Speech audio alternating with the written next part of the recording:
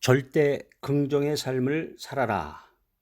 긍정의 삶을 살아라. 근데 절대가 붙었네요.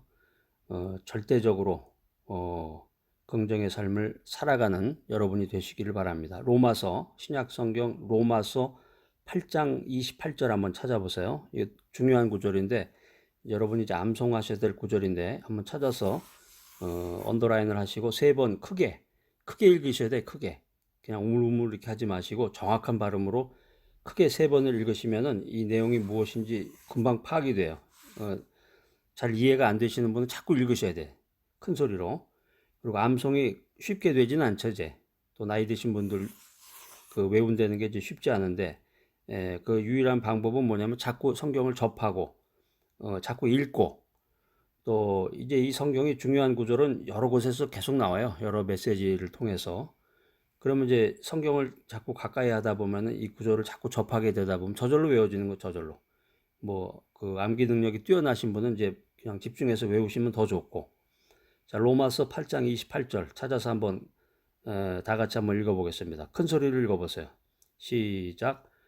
우리가 알거니와 하나님을 사랑하는 자, 곧 그의 뜻대로 부르심을 입은 자들에게는 모든 것이 합력하여 선을 이루느니라. 아멘. 성경 말씀 끝나면 이제 아멘, 그 아멘을 해주면 좋다고 그랬죠. 뭐 안 한다고 해서 뭐 구원 못 받는 건 아니고, 하면은 좋죠. 이게 이 말씀이 이루어질지어다. 이런 이제 그 동의하는 내용이니까. 그러니까 모든 것이 합력해서 선을 이룬다. 그 말이 이제 여기 나오는 거예요. 로마서 8장 28절에 아주 유명한 구절입니다. 그 데살로니가 전서 5장 16절에서 18절 요것도 한번 찾아보세요. 요 구절도 암송하는 구절인데 오늘 이제 암송 구절이 많이 나오네. 중요한 구절. 데살로니가 신약 성경 데살로니가 전서 5장 16절부터 18절. 자, 찾았으면 한번 다 같이 큰 소리로 읽어보겠습니다. 항상 기뻐하라. 쉬지 말고 기도하라. 범사에 감사하라.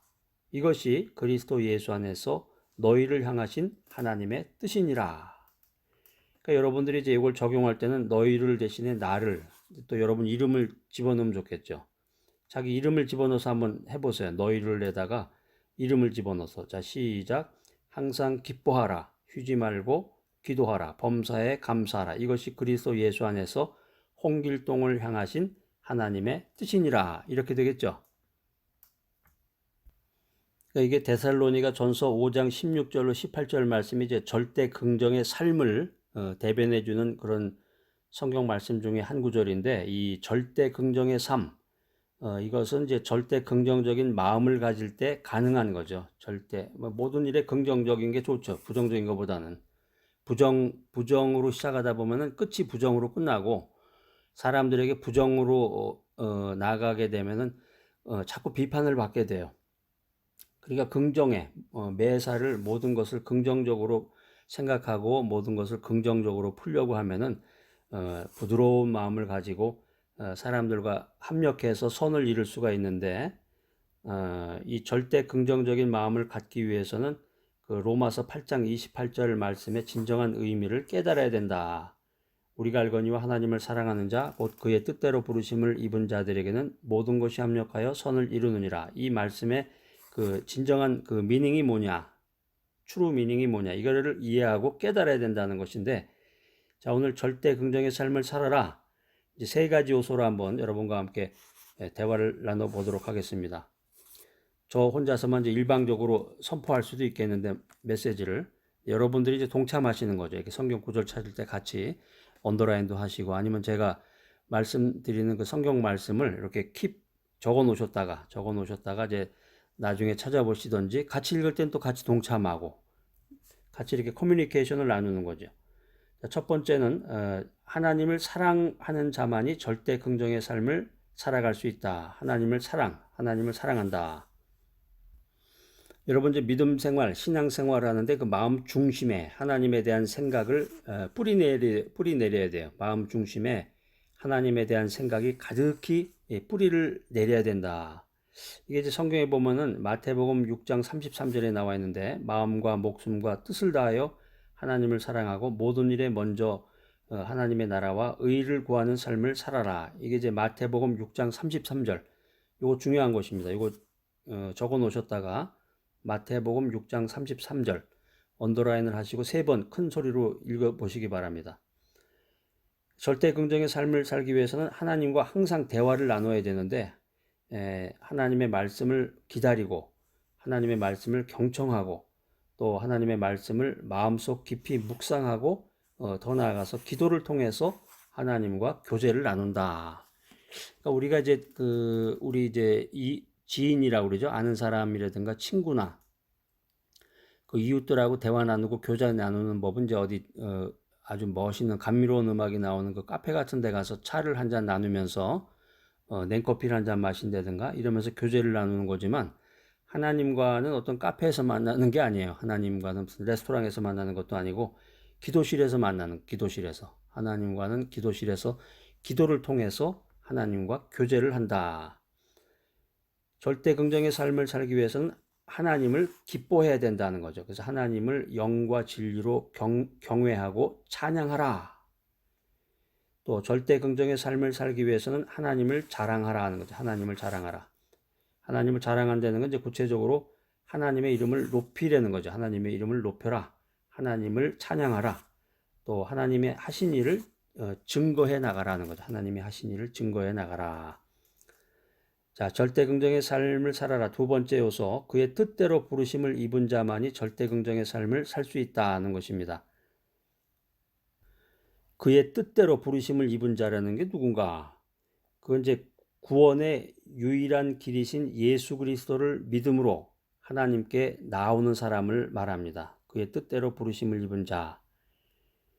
그래서 하나님의 기쁘신 뜻대로 나를 부르사 예수 그리스도의 십자가 은혜로 자녀로 삼으셨다. 십자가 은혜로 나를 자녀 삼으셨다. 이것을 이제 믿어야 되겠죠. 그 믿음을 가지고 절대 긍정의 삶을 살아야 되는데 또 하나님을 섬기는 것이 삶의 목적이 된 사람, 이게 이제 그의 뜻대로 부르심을 입은 사람이에요. 거기에 해당되는 사람이 하나님을 섬기는 것만이 인생의 목적이다. 그러니까 내가 있는 곳이 곧 하나님을 섬기는 곳이라고 생각해야 되고 무엇을 하든지 하나님의 영광을 위해서 최선을 다해야 된다. 그러니까 하나님은 교회에만 있는 것으로 생각하시는 분도 있어요. 이제 그건 아니고 이제 믿은 지 얼마 안 되거나 성경을 잘 모르시는 분은 교회에 가서 이제 목사님 메시지를 들을 때만 거기에만 하나님이 있는 것인 줄 착각하는 사람이 있어요. 또 심야기도, 금요 철야기도나 뭐 심야기도 할 때만 기도할 때만 하나님이 임하는 걸로 생각하는데 그렇진 않고 내가 있는 곳 모든 곳에 하나님이 존재하시고 내가 있는 곳이 하나님을 섬기는 곳이다 이렇게 생각을 해야 되고 그러니까 뭘 하든지 하나님의 영광을 위해서 최선을 다해야 된다는 거, 최선을 다하라. 자, 그 다음에 그의 뜻대로 부르심을 입은 자, 그 사람이 누구냐? 항상 기뻐하고 쉬지 않고 기도하며 범사에 감사하는 자가 그의 뜻대로 부르심을 입은 자에 해당이 되는 것입니다. 그러니까 우리가 인생 살 때 막 인상 쓰고 그럴 게 아니라 항상 얼굴에 미소를 가득 이렇게 품고 미국에서 살다 보면 이제 미국 사람들은 사람과 사람이 이제 처음 만나고 이게 길 같은 데서 우연히 이게 눈이 마주쳐도 미소를 서로 띠게 되죠. 그제 학교에서 배우고 이 사람들 그 습관이나 문화 자체가 그렇게 되어 있기 때문에 한국에서는 그렇게 했다면 큰일 나죠. 처음 보는 사람한테 그렇게 막 쓱하니 이렇게 미소를 띄었다가는 항상 얼굴에 미소를 잃지 않고 기도를 통해서 하나님과 깊은 교제를 나누고 또 힘들고 고통스러울 때도 그때조차도 감사하는 태도를 가지고 긍정의 삶을 살아라 하는 거예요. 긍정의 삶을 살아라. 자, 절대 긍정의 삶을 살아라. 세 번째 요소는 이제 모든 것이 합력하여 선을 이루는 것을 믿는 자만이 절대 긍정의 삶을 살아가게 된다는 것입니다. 모든 것이 합력하여 선을 이루는 것을 믿는 자는 누군가? 이제 인생의 모든 배후에 하나님의 손길이 있음을 믿는 사람이겠죠. 인생의 모든 일에 하나님의 손길이 있는데 물론 내가 이해할 수 없는 일도 많습니다. 이 세상 사라는 것은 어떻게 저런 일이 있을 수 있을까? 그래서 이해하지 못한 그런 일도 많은데 하나님께서는 인간의 그 생사화복과 빛과 어두움 또 평안과 환란을 주관하시는 분이시다. 또 하나님은 세상 가운데서 공의를 행하시고 구원을 베푸시는 유일한 분이시다. 이걸 믿어야 되는 거죠. 그런데 자기가 이해하지 못하는 일이 있다고 해서 하나님을 원망하고 하나님을 저주했다가는 용서받지 못하는 그런 죄악 가운데 빠지게 될 수가 있습니다. 자, 모든 것이 합력하여 선을 이루는 것을 믿는 사람이라는 것은 절대 주권을 가지고 계신 하나님께서 세상을 통치하고 계신다. 이걸 믿는 거죠. 응? 하나님께서 세상을 다스린다. 하나님이 세상을 이끌어 가신다. 이걸 믿어야 되는데 하늘 보좌를 세우시고 왕권으로 만유를 다스리시는 하나님께서는 역사의 시작과 끝이 되신다는 거죠. 하나님께서는 이 온 우주 만물을 창조하시고 또 그것을 지금도 컨트롤하고 계신다, 통치하고 계신다는 거예요. 모든 것이 합력하여 선을 이루는 것을 믿는 사람이라는 것은 악을 선으로 바꾸어 주시는 하나님의 섭리를 믿는 사람들입니다. 이거 아주 좋은 말씀이네요. 악을 선으로 바꾸어 주시는 하나님의 섭리. 참 이거 아주 듣기만 해도 은혜가 되네요. 요셉의 형들이 있는데 요셉의 형들은 요셉을 해치려고 계획하고 실행했는데 하나님께서는 애굽으로 팔려온 요셉을 통해서 가뭄을 대비하게 하심으로 수많은 사람들이 굶주리지 않도록 하셨다는 거죠. 이게 하나님의 섭리라는 거죠. 하나님의 섭리. 그러니까 요셉의 형들이 요셉이 잘난 체하고 막 그러니까 자기 아버지가 요셉만 예뻐하니까 그 요셉의 형들이 이제 요셉을 죽이려고 그랬는데 그래서 결국에 가서는 이제 노예로 팔려가서 애굽으로 가게 됐는데 애굽에서 우여곡절 끝에 이제 요셉이 총리의 자리까지 올라서 그 가뭄을 대비하는 그런 하나님의 섭리를 실천하는 사람이 됐다는 거죠. 요거 한번 제가 성경 구절 알려드릴게요. 창세기 50장 20절이네. 창세기 50장 20절. 그거 한번 여러분들이 나중에 한번 찾아서 이렇게 밑줄을 그어놓으시고 한번 3번씩 읽어보세요. 그러니까 이게 이제 오늘 절대 긍정의 삶에 대해서 살펴봤는데 이 절대 긍정의 삶이라고 하는 것은 이 인간의 마음에 평안과 기쁨을 가져온다는 거죠. 긍정적으로 생각하면은 마음이 평안해지고 또 조이풀한 그런 라이프를 우리가 즐기게 되는데 무엇보다도 이제 생활에 안정이 오고 또 승리와 성공을 가져온다는 것입니다. 수많은 걱정과 수많은 근심이 다가오는 이 인생 가운데서도 절대 긍정적인 생각을 가지려면은 하나님께서 모든 것이 합력하여 선을 이루게 하신다. 이게 아까 성경어지 나온다 그랬어요. 로마서 8장 28절. 이게 딱 나와야 된단 말이에요. 암송을 했다가 하나님께서 모든 것이 합력하여 선을 이루게 하신다. 이 로마서 8장 28절과 같은 이 성경 구절, 이 약속의 말씀을 믿고 이것을 이제 암송해야 된다는 거죠. 기억하면서 암송하면은 자꾸 그 상황이 됐을 때 이 말씀이 떠올라. 하나님께서 나의 인생을 계획하심으로 나의 삶을 새롭게 창조하고 계심을 지금 이 순간도 기억하는 여러분이 되시기를 바랍니다. 자, 오늘 절대 긍정의 삶을 살아라. 이 말씀 들으시는 여러분들 참 귀한 믿음 가지신 분입니다. 끝까지 이렇게 들으시고 뭔가 이렇게 새로운 거 한번 배워보려고 하고 믿음의 세계에 대한 그 호기심도 가지시고 밑줄 쫙 성경 찾아서 밑줄 쫙 긋고 3번씩 읽는 거 이거 굉장히 좋은 훈련인데 여러분께 열심히 따라 주신 여러분들 아주 눈에 훤히 보입니다. 여러분 나중에 만나면 차 한잔 해요. 예, 아주 귀하신 여러분들 우리 인생길이 쉽지 않습니다. 또 인생 가운데서 험한 일 많이 당하기도 하고 아무리 심하게 파괴된 그릇이라도 여러분의 인생이 아무리 심하게 파괴된 그릇이라도 하나님의 손에 얹어 놓으면 새 그릇으로 빚어지는 그 기적이 일어난다는 거죠. 기적이 일어난다. 자, 오늘 절대 긍정의 삶을 살아라 이 메시지를 들으시면서 여러분들 마음속에 하나님의 기적이 충만한 여러분의 인생이 되시기를 간절히 소망합니다. 기적은 반드시 일어난다. 미라클인데요. 미라클. 에레미야 성경, 구약 성경 에레미야 33장 2절로 3절 말씀 한번 찾아보겠습니다. 에레미야 33장 2절로 3절 말씀. 이거 굉장히 중요한 구절인데 이거 암송하셔야 돼요. 일단 찾아서 밑줄을 그어놓으시고 밑줄 쫙 하시고 크게 3번 읽으시기 바랍니다. 저와 함께 먼저 찾아서 같이 한번 읽어보겠습니다. 자, 다 찾으셨죠? 자, 시작. 이를 행하시는 여호와, 그것을 만들며 성취하시는 여호와, 그의 이름을 여호와라 하는 이가 이와 같이 이르시도다. 너는 내게 부르짖으라. 내가 내게 응답하겠고 내가 알지 못하는 크고 은밀한 일을 내게 보이리라. 그 이제 후반부에 나오는 게 이제 유명한 구절이에요. 3절이 너는 내게 부르짖으라. 내가 내게 응답하겠고 내가 알지 못하는 크고 은밀한 일을 내게 보이리라. 그게 이제 기적이죠. 기적인데 우리가 이제 현실을 바라보면은 인생 살다 보면은 힘들고 어려운 일 많고 환경을 생각하고 현실을 바라보면은 눈앞에 떨어진 거 생각하다 보면은 절망할 때가 많습니다. 낙심이라는 게 이제 마음이 떨어졌다는 얘기인데 안정을 찾지 못하고 자기 마음을 이렇게 꼭 이렇게 자기가 놓치지 말아야 되는데 낙심하고 절망하고 그래서 주님 앞에 나와서 우리가 기도하면서 주님으로부터 용기와 소망을 받기를 기도합니다.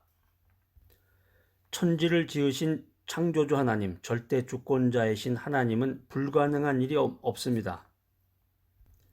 이 사실을 믿는다고 하면은 우리가 알지 못하는 크고 은밀한 일을 행하시는 기적을 행하시는 하나님께서 나를 도와주신다. 그래서 내가 믿음을 가지고 이 세상을 살아갈 수 있다. 이런 확신을 가질 수 있는 거죠. 기적은 반드시 일어난다. 자, 성경을 통해서 우리가 한번 사례 분석을 해보도록 하겠습니다. 하나님께서 베푸신 기적이 무엇이냐? 이제 두 가지만 한번 찾아볼 텐데 한번 찾아보세요.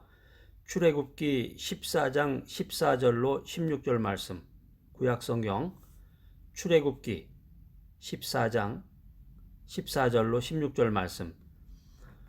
자, 요거는 이제 여러분들이 밑줄을 그어놓으시고 나중에 한번 읽어보시고 제가 이제 그 내용을 설명을 드리겠습니다. 이스라엘 백성이 그게 이제 그 내용이 이제 무슨 내용이냐면 홍해가 이제 갈라지는 내용인데 홍해가 갈라진 건데 이스라엘 백성이 이제 앞에는 홍해, 뒤에는 이제 애국 군대. 그래서 이제 앞으로 갈 수도 없고 진퇴양난이라고 그러죠. 앞으로 가면은 홍해에 빠지고 뒤로 가면은 애국 군대가 칼로 그냥 목을 베서 죽고 그러니까 어떻게 할 수가 없는 거야. 진퇴양난이라고 그러는데 진퇴양난의 위기에 있을 때 하나님이 길을 터주신 거죠. 하나님이 홍해를 갈라서 이스라엘 백성을 통과시켜 주신 거예요. 패스오버. 그 길을 따라서 구원의 길로 가게 하시고 다 통과가 되니까 그 영화 10개에 보면 나오잖아요. 애국 군대들이 물에 수장이 돼버린단 말이에요. 그 10개라는 영화 안 보신 분들은 꼭 보시고 그 영화에 보면 이제 요 출애굽기에 대한 모든 게 아주 자세하게 이렇게 나옵니다. 그나마 요즘에는 이제 DVD가 또 한물 갔는데 그 블루레이라고 해서 요즘에 이제 그걸 많이 보기도 하는데 이제 아마 DVD 같은 거 렌트 해주는 데도 아마 있을 거예요. 빌려주는데 미국에도 그런 데가 많은데 그 DVD 렌트 보통 1달러 하나 보는데 하루에 1달러 하더라고요.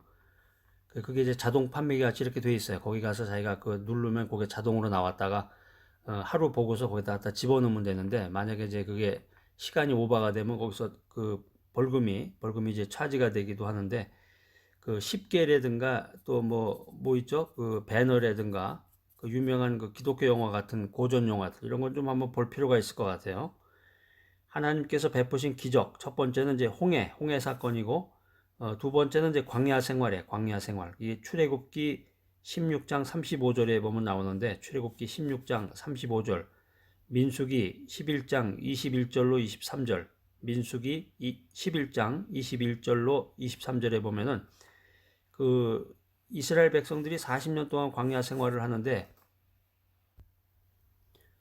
이스라엘 백성들이 이제 그 광야에서 탈출할 때 그때 백그라운드를 잠깐 설명을 드리면은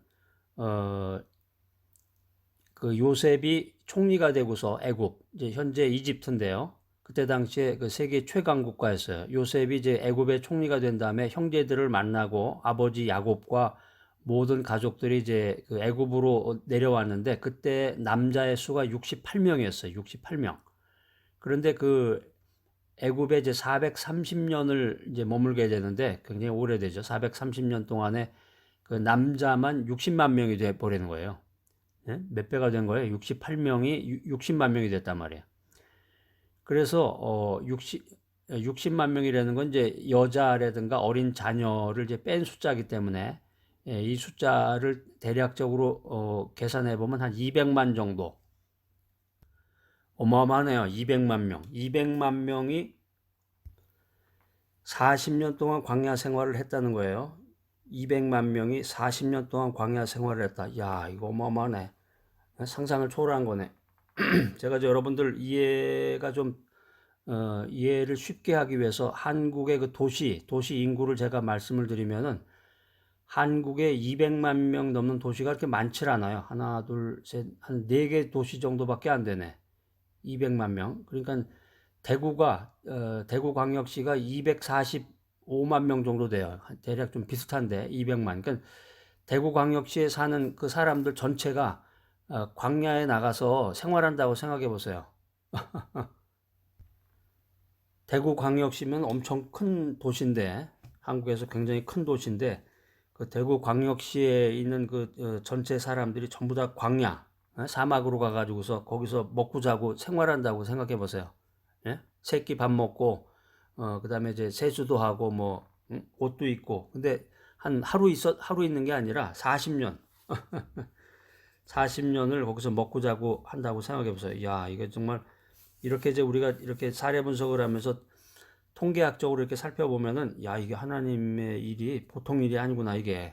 이게 정말 기적이 아니고서는 이런 일이 일어날 수가 없겠구나. 그러니까 이스라엘 백성 추정 인구 한 200만 명이 40년 동안 광야 생활을 할 때 그 매일마다 일용할 만나를 하나님께서 하늘에서 내려주셨다. 또 메추라기를 보내주셨다. 반석에서 물이 나게 하셨다. 이게 물이 얼마나 많이 들어갔겠어요? 정말 상상을 초월하는 일인데 이게 하나님께서 베푸신 기적이다는 거죠. 기적이다. 자, 그다음 두 번째는 이제 예수님께서 베푸신 기적은 무엇이냐? 이제 첫 번째 기적은 이제 요한복음 2장 7절로 10절에 있는 말씀인데 신약성경 요한복음 2장 7절로 10절에 있는 말씀. 요건 뭐냐면 이제 가나의 혼인잔치 얘기예요. 가나의 혼인잔치. 그러니까 잔치집에서 이제 포도주가 부족해서 그 사람들이 당황을 할 때 물을 가지고 포도주를 만드셨다는 거죠. 물을 가지고 포도주를 만드셔서 이런 엄청난 기적을 주님께서 베푸신 것처럼 지금 오늘날 현재에도 주님께서 우리들에게 이 크고 은밀한 일, 기적을 베풀어 주신다라는 것입니다. 예수님이 베푸신 기적 두 번째는 또 한 가지를 말씀드린다면 이제 십자가의 절망이 위대한 승리를 가져온 그런 사건인데 사망을 이기고 부활하셨다는 거죠. 십자가에서 돌아가셨다가 3일 만에 부활하셨는데 인류의 영원한 희망이 되신 예수님께서 마지막 때까지 성령님을 통해서 우리와 함께 하신다. 우리에게 기적을 베풀어 주시고 우리에게 크고 은밀한 일을 베풀어 주신다는 거죠. 자, 기적은 반드시 일어난다. 세 번째 주제는 이제 크고 우리를 위해서 예비하신 기적인데 우리를 위해서 예비하신 기적이 뭐냐? 이제 역사적으로 보면은 창세기부터 생각해 보면은 이제 에덴이 나와. 에덴. 천지를 창조하시고 하나님께서 그 에덴을 예비해 주셨다. 우리를 위해서 예비해 주셨다. 하나님께서 이 천지를 창조하셨는데 그때 이제 에덴 동산을 예비하시고 그 인류 아담과 하와를 거기서 살게 하십니다. 거기서 이제 먹고 자고 행복하게 살게. 그런데 아담과 하와가 하나님께 불순종했기 때문에 에덴에서 쫓겨나고 마는데 그 이후에 이제 구원을 예비하시게 됩니다. 구원. 그래서 예수 그리스도의 대속의 은혜로 의롭다함을 입어서 성령 충만과 질병의 치료와 환경적인 복을 받게 하시고 영생 천국을 예비해 놓으셨다. 이게 이제 우리를 위해서 예비하신 그 기적에 해당이 되는 건데 이제 또 한 가지는 이제 믿음의 비밀입니다. 예수님의 구원의 복음이라고 하는 것은 감각적인 지식만으로는 이해할 수가 없어요. 이거는 이제 믿음으로 받아들여야 된다는 거죠. 이게 이제 어떤 논리적으로, 학술적으로 뭐 검증이 된다는 거 이런 게 아니라 오직 믿음으로 이것을 우리가 수용하고 받아들여야 된다. 자, 그래서 우리는 하나님의 도우심으로 긍정적으로 기대하고 항상 마음에 소망을 가져야 된다는 거죠. 성령 충만해서 성령의 인도하심을 받아서 소망이 충만해야 된다. 그러기 위해서는 긍정적인 말을 하라. 부르짖어 기도하라. 자, 오늘 이 귀한 메시지 기적은 반드시 일어난다. 이 메시지 들으시는 분들은 이제 오늘 이후로는 하나님의 기적이 나타날 것을 꿈꿔야 돼. 하나님의 기적이 나타날 것을 말로 선포해야 된다. 또 하나님이 기적이 일어날 것을 기대하면서 좋은 것을 주시는 하나님을 항상 기도하며 그분과 교제 나눠야 된다는 거죠. 자, 그래서 믿음 생활하고 또 교회에서 이렇게 만나면은 사람들 가운데서 자꾸 따지고 드는 사람들 많아요. 그런 사람들에게 해주고 싶은 말은 그 하나님의 말씀을 감각이라든가 지식으로만 알려고 그러지 말고 하나님의 말씀을 믿어라. 의지하고 순종하라. 그 메시지를 드리고 싶습니다. 하나님께서는 모든 인생 문제의 해답을 말씀을 통해서 이미 다 우리들에게 알려주셨다 하는 거예요. 자, 기적은 반드시 일어난다. 우리가 해야 될 일은 이제 말씀을 찾아서 말씀을 믿고 말씀대로 살아야 되는데, 자, 세 개만 한번 찾아보겠습니다. 성경 구절. 성경 말씀이 제일 중요하죠. 성경 말씀 세 개만 한번 찾아서 한번 같이 한번 읽어보겠습니다. 시편 121편 1절로 2절 말씀. 시편 구약성경 시편 121편 1절로 2절 말씀. 거기 아주 굉장히 중요한 구절인데 여기다 이제 밑줄을 거놓으시고 세 번 읽으시고 이거 이제 암송을 하셔야 돼요. 자, 한번 읽어보겠습니다. 시작. 내가 산을 향하여 눈을 들리라. 나의 도움이 어디서 올꼬? 나의 도움이 천지를 지으신 여호와에게서로다. 여기까지만. 여러분이 요 말씀을 밑줄을 그시고 요 말씀을 세 번 정도 이렇게 읽어보시기 바라고, 또 한 구절은 시편 81편 10절 말씀. 구약성경 시편 81편 10절 말씀입니다. 자, 다 같이 한번 읽어보겠습니다. 시작. 나는 너를 애굽 땅에서 인도하여 낸 여호와 내 하나님이니 내 입을 넓게 열라 내가 채우리라. 요 말씀도 유명한 구절이에요. 내 입을 넓게 열라 내가 채우리라. 자, 그 다음에 하나 마지막 에베소서 3장 20절 신약성경 에베소서 3장 20절입니다. 자, 찾으셨으면 자 시작. 우리 가운데서 역사하시는 능력대로 우리의 온갖 구하는 것이나 생각하는 것에 더 넘치도록 능히 하실 이에게. 그래서 이렇게 나와 있는데 말씀이 그 말씀 이제 언더라인을 밑줄을 쫙 그시고 큰 소리로 세 번씩 읽어보시기 바랍니다. 자, 기적은 반드시 일어난다. 크고 은밀한 일이란 무엇이냐? 믿음이라는 게 그 원리가 있어요. 세상 모든 것이 다 그 프린서플 원리가 있듯이 믿음의 원리는 뭐냐면은 인간이라고 하는 것은 그 알고 믿으려고 그래. 뭐든지 알고 믿으려고 그러는데 인간관계도 그렇잖아요. 근데 믿음의 원리는 하나님께서는 우리가 먼저 믿고 난 다음에 알아라 하는 거죠. 믿고 난 다음에 알아라. 그러니까 영적인 대화를 나눌 때, 영적인 사람과 교제를 나눌 때는 먼저 믿어야 돼, 그 사람을. 그러니까 믿을 수가 없으면 교제를 안 하면 되죠. 믿음의 사람을 찾아야 되는 거. 믿음의 사람을 찾아야 되는데 믿음의 원리는 믿고 그 다음에 아는 거죠. 세상적인 원리는 뭔가를 알고 그걸 믿으려고 그러는데, 그래서 우리가 어려운 일 당할 때 이미 그 모든 솔루션을 알고 계신, 그 해결 방법을 알고 계신 하나님께 도우심을 구하라 하는 거예요. 구하라. 자, 그래서 부정적인 생각과 의심을 모두 버리고 쫙 버려버려요. 지금 이 순간부터 부정적인 생각과 의심을 버리고 하나님께서 반드시 도와주실 것이다. 하나님께서 도와주실 것을 마음에 그리고 꿈꾸고 확실히 믿고 기도하면 하나님의 기적이 나타난다. 하나님의 크고 은밀한 응답이 반드시 나타난다. 기적은 반드시 일어난다. 여러분, 이 메시지 들으시는 여러분들, 이 기적은 반드시 일어난다. 이렇게 오른손을 들고 한번 선설해 보세요. 저를 따라서 오른손 이렇게 들어보세요. 기적은 반드시 일어난다. 시작. 기적은 반드시 일어난다. 세 번씩 한번 해보시라고. 기적은 반드시 일어난다. 기적은 반드시 일어난다.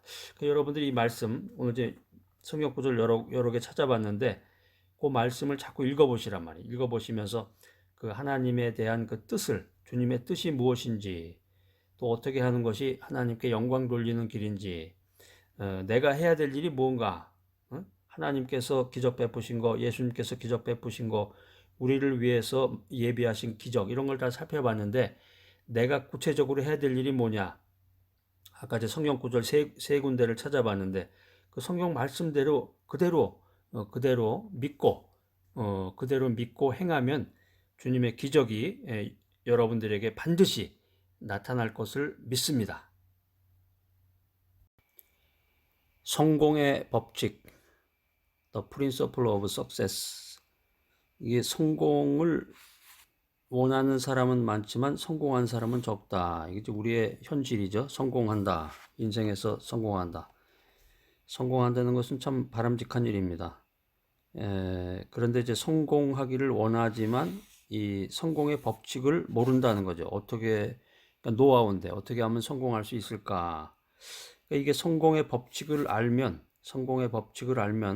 인생에서 이 성공과 성취를 이룰 수 있는데 이 성공의 법칙이 뭐냐는 거예요. 성공의 법칙이 뭐냐? 몇 가지를 여러분하고 대화를 나누도록 하겠습니다. 아주 제가 이제 엑기스만 뽑아가지고 그러니까 성경적인 거죠. 성경적인 거. 세상적인 게 아니라 세상적인 거는 이제 뭐 스카이 대학을 나오고 뭐 해외 유학을 갔다 와서 스펙을 쌓고 좋은 직업, 돈 많이 버는 직업들 세상에 알아주는 것을 통해 가지고 이제 성공하는 케이스가 있는데 지금 이제 그런 것도 제가 이제 말씀을 드리겠지만 제가 지금 여기서 이제 말씀드리고자 하는 건 이제 성경상의 크리스찬으로서의 믿음의 세계에서 어떻게 성공적인 인생을 살아갈 수 있느냐. 첫 번째, 모든 성공은 꿈과 소망으로부터 시작이 된다. 꿈이 있어야 돼, 꿈이 있어야 되는데 아무런 그 내일과 미래에 대한 아무런 꿈이 없는 사람이 있어요. 제가 저까진 게 뭐가 될까요? 그런 사람도 있고 자기 자신을 낮게 보는 건지 아니면 준비성이 없는 건지 아니면 원래 무지한 건지 이 꿈이 없는 사람은 내일이 없습니다. 꿈이 없는 사람은 내일이 없어요. 그냥 하루살이는 내일을 모른다 그러잖아요. 하루만 사니까. 가정이나 국가나 민족도 마찬가지입니다. 꿈이 없는 가정, 꿈이 없는 민족은 내일과 미래가 없는 거죠.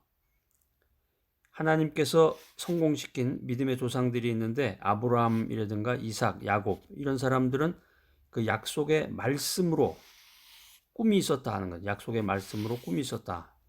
약속의 말씀으로 마음속에 가슴속에 불붙는 꿈을 갖고 있었다. 이 말씀 중요한데 이 말씀이라고 하는 것은 마음속에 소망을 심어주는 씨앗이다 하는 거예요. 말씀이 씨앗이 돼요. 씨드. 우리가 이제 씨드머니라고 그러는데 종잣돈. 이 말씀이 꿈과 소망을 주는 씨앗이다. 그렇기 때문에 성공적인 인생을 살기 위해서는 말씀을 알아야 되겠죠. 말씀을 알고 말씀을 사모하고 이것을 통해서 꿈과 소망을 가져야 된다는 거예요. 자, 성공적인 삶의 법칙, 성공의 법칙. 두 번째, 목표를 분명히 해라. 분명한 목표가 있어야 되는 거예요. 분명한 목표. 어느 길을 간다. 그냥 뭐 고속도로 한국 같으면 이제 고속도로 타고 간다. 근데 아무런 목적도 없이 그냥 마구 간다. 그러다 보면 기분 내키는 대로 뭐 역주행도 하고 뭐 이 목표가 분명해야 돼. 인생이라고 하는 것은 목표. 소명 의식도 가져야 되겠지만 그러니까 이게 꿈이 있어야 되는데 꿈이 있다고 해도 분명한 목표와 구체적인 계획이 필요하다. 만약에 이게 분명한 목표라든가 구체적인 계획이 없으면 그것은 백일몽이라고 해요. 백일몽. 그러니까 구체적인 목표를 가지고 단계적인 계획을 세워야 되겠죠. 단기, 중기, 장기 이게 짧은 기간 내에 3개월, 6개월 만에 어떤 그런 가시적인 결실을 맺는 것 그런 것도 만들어 놓고 그 다음에 중기로 해서 1년에서 3년 정도 또 장기로 해서 한 10년 정도 10년 목표로 해가지고 무엇인가를 달성하고자 이런 이제 목표가 필요합니다. 분명한 목표가 필요하다. 그리고 구체적인 계획을 가져야 된다. 인간이라고 하는 것은 그 인간이 가지고 있는 지혜나 지식은 한정되어 있습니다. 자기 자신을 너무 과신하면 안 돼요. 교만하면 안 되겠죠. 인간의 지혜와 지식은 한정이 되어 있기 때문에 이 지혜와 지식의 영이신 성령님의 도움을 받아야 된다. 성령의 도움을 받으라. 그러면 성령님께서 나아갈 방향을 알려줘요. 나아갈 방향을 제시해 주시고 또 구체적인 목표를 설정했으면 집중적으로 투자해야 되는 거죠. 시간과 노력을 투자해서 성공을 거둬라. 자, 세 번째, 성공의 법칙 세 번째는 믿음이 있어야 돼. 믿음. 성공을 위해서는 굳센 믿음이 있어야 된다. 왜냐하면 이제 인생 살다 보면은 이 위기가 닥쳐온단 말이에요. 위기가 쓰나미처럼 그냥 확 하고 밀려오는데 시련과 환란을 극복해야 되는데 이 믿음을 가진 사람에게도 어려움이 있는 거예요. 반대하는 사람도 나타나고 비판하는 사람도 있고 환경적인 도전도 있고, 그런데 일단 믿음을 가지면 담대한 마음으로 앞으로 나가야 된단 말이에요. 이게 사실 어떤 성공에 대한 그런 가시적인 결실이라는 게 뭐 시작하면 바로 몇 초 만에 튀어나오는 게 아니니까, 응? 너무 급하게 마음 먹지 말고, 당장은 눈에 보이지 않고, 당장은 귀에 들리지 않고, 당장은 뭐 이렇게 손에 쥐어지는 게 없더라도 믿음으로 당당히 나가야 된다. 그러니까 이런 믿음이라고 하는 것은 기도를 통해서 주어지는 거예요. 기도를 통해서. 기도. 또 말씀 읽고 기도하고 간절히 기도할 때 말씀을 읽고 간절히 기도하고 부르짖으면 이 담대한 믿음을 가질 수 있는 것입니다. 성공의 법칙을 이루기 위해서 분명한 목표와 구체적인 계획을 실천하다 보면은 이 환경의 역경과 반대를 만나게 되는데, 이 역경과 반대를 물리치려면 굳센 믿음이 있어야 된다. 자, 그 다음에 네 번째로는 열심, 성실해야 돼. 성실. 열심이 있어야 되는데 불같은 열심을 품으라. 그러니까 성실하지 못하고 게으른 사람은 성공할 수 없습니다. 자기의 꿈에 몰입해서 그 꿈 안에서 먹고 마셔야 성공할 수 있는데, 그리고 꿈이 이루어진 모습이 하나님께 영광이 되는지 이것을 늘 살펴보고 감사하고 감격하는 마음을 가지고 믿음, 소망, 사랑 가운데 있으면 반드시 성공한다. 다섯 번째, 기회를 놓치지 말아라. 기회라고 하는 것은 파도처럼 확하니 몰려왔다가 또 확하니 사라져 버린단 말이에요. 그러니까 성령 충만한 사람은 이 기회를 놓치지 말고 파도를 잘 타서 바다 가운데로 나가야 되는 거죠. 자, 오늘 이 성공의 법칙 메시지 들으시는 사랑하는 여러분들, 하나님께서는 우리가 처한 위치에서 성공해서 주님의 뜻을 이루고 하나님께 영광 돌리며 살기를 원하십니다. 오늘 성공의 법칙, 이 귀한 메시지 들으시는 여러분들, 예수 그리스도 안에서 꿈과 목표를 가지고 믿음으로 성실히 일하고 기회를 잘 활용해서 성공적인 크리스찬이 되시기를 간절히 소망합니다.